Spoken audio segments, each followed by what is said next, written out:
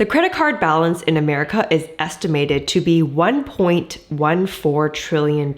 And with 131 million households in the US, this means that the average American household has $8,717 of credit card debt. So let's talk today about how to get out of debt. If you're new here, my name is Alice and I'm a chartered professional accountant, and on my channel, we discuss personal finance and business. So if you enjoy my content, do me a favor, hit the thumbs up, turn on that notification bell, and let's get right into it. Now, despite that introduction, I just want to clarify one thing. I am not against debt at all. Debt, if used properly, can be leverage to build net worth, and it can make people very rich. Many millionaires and billionaires definitely use debt as leverage to build their net worth. Debt is an accessible form of financing in business, and because the interest can be deducted for tax purposes, it's a very, very viable way to grow a business. So I just want to be extremely clear that when we're talking about paying off debts, we are talking about the type of debt that does not have the ability to help us make money in any way. Now, in order to get out of debt, the first thing that needs to happen is having enough income or cash flow on top of your minimum payments. All creditors are required to have a monthly minimum payment on all of their statements. And the actual calculation of what is a minimum payment really depends on the creditor. Every creditor has their own rules, but typically it can be 1 to 3% of the balance or a flat minimum payment. Now let's take a look at this example here with $15,000 of credit owing and a $300 monthly payment at 3%. In this example, if you continue to just make $300 of monthly payments on this credit card, after 16 months, you would have paid 71% of just interest. And this example here also assumes that you're not putting any more purchases on this card. Just by making minimum payments, you will not be able to pay off debt. Now let's talk about how you can approach paying off debt. The best way to go about this is to sit down with Excel or even a piece of paper or the Notes app on your phone and list out all of the debts with the minimum payments required as well as the interest rates on those debts. You also want to list out all of your income sources and all of your cash flows in every month. And then you want to list all of your necessity expenses. Now, if you guys are interested in how I track my income and expenses, make sure you check out a video up top. But by listing out your income and your debts and your fixed expenses, what we're doing is calculating a repayment budget that you will set every month and allocate that money for paying off debt. One thing to note here is that your repayment budget is any money that you have in excess of minimum payments and all of your necessary expenses. So for example, if you have a combined household income of $5,000 after tax and your total expenses are $2,500, so that's all of your necessities, and you subtract all of the minimum payments for each of your debts. In this example, we are left with $1,500 plus change, and that is the number that you will be able to apply to your principal balances owed to get ahead of your debt and pay them off. Now, when it comes to debt repayment, there are two widely accepted approaches. The first is the Avalanche Method, where you go by debts with highest interest to lowest interest.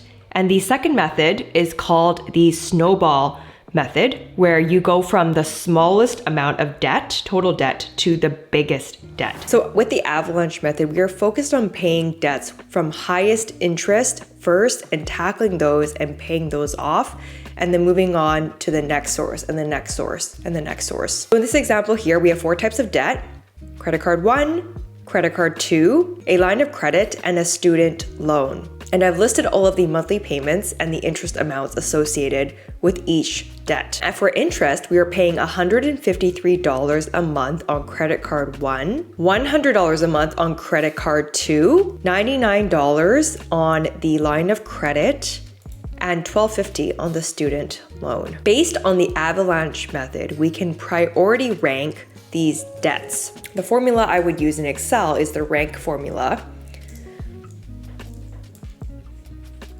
And we're going to rank every one of these cells for this range. Now this means that based on the Avalanche Method, we are going to prioritize paying off credit card 1 first.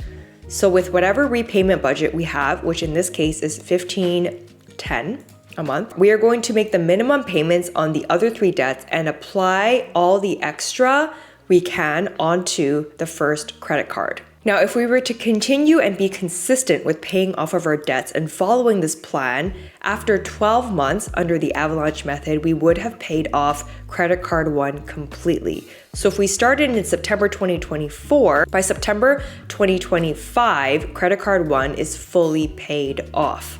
Once credit card 1 is paid off, we're now going to apply that repayment amount or that repayment balance all to credit card 2. And you can see here that we would then be applying an additional $760 a month all to credit card 2 until that is fully paid off here. Now, in the meantime of paying off credit card 1 and credit card 2, we are still making the minimum payments on the line of credit and the student loan. So you can see here, while we were paying off credit card 1, we were applying $210 to the line of credit every month, and we were still applying $90 to the student loan.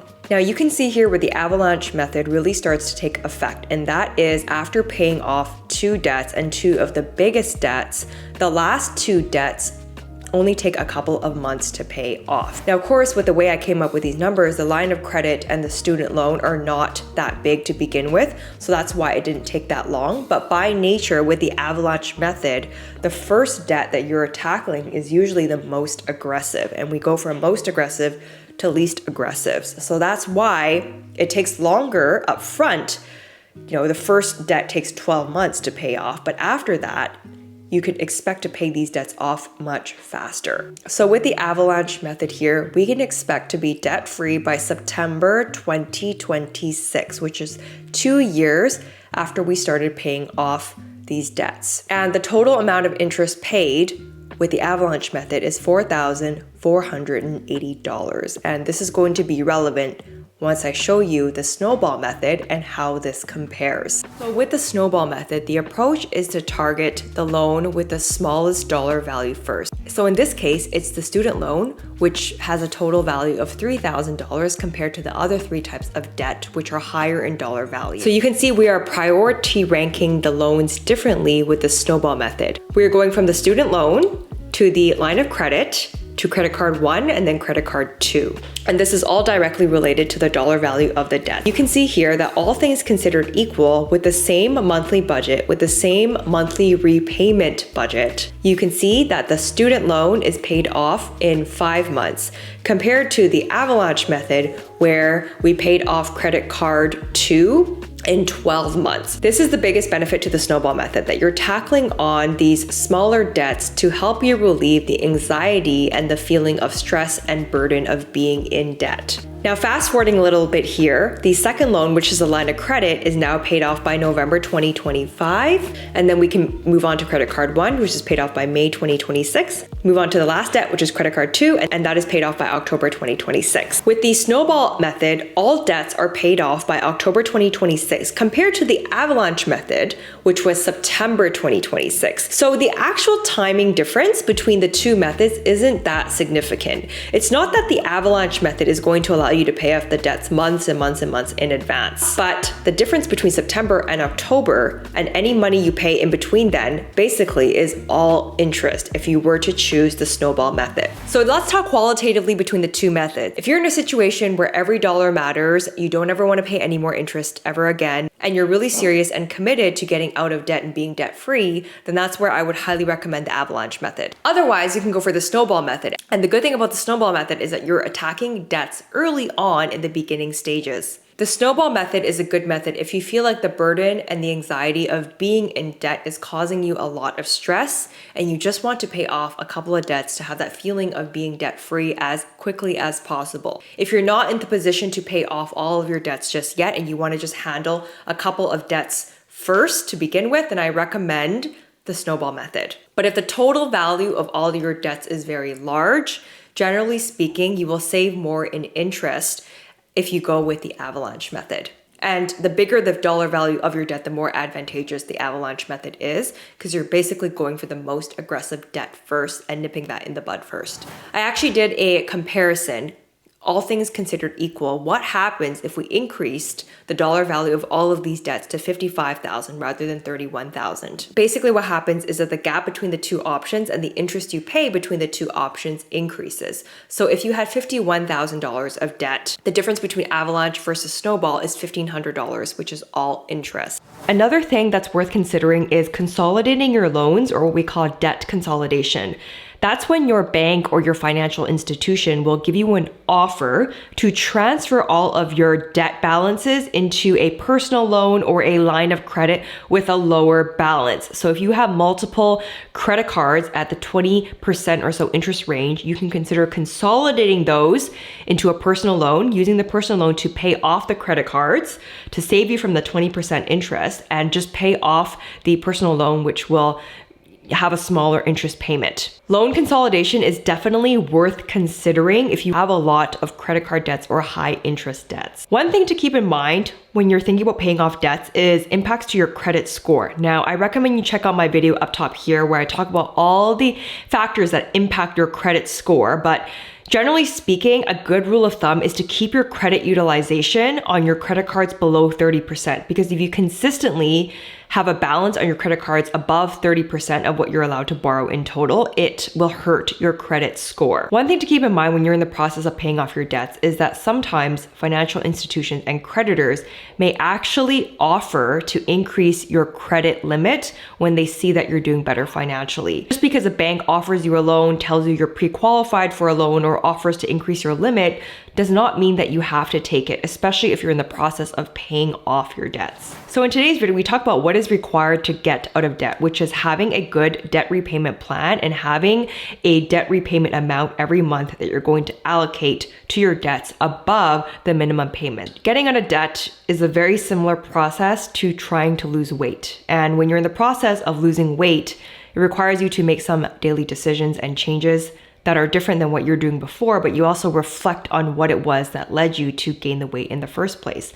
I highly encourage you as a part of this process to reflect on what it was that led you to get into debt, to try to avoid those situations in the future so that for whatever success and financial freedom you create for yourself, you don't repeat those patterns in the future. I hope you guys found this video helpful today. If you guys like this video, you're definitely going to like my video on how I manage my income and expenses, which I'll leave up top right here. Let me know down in the comments below what questions you have about getting out of debt, and I'll see you guys in the next video. Until next time.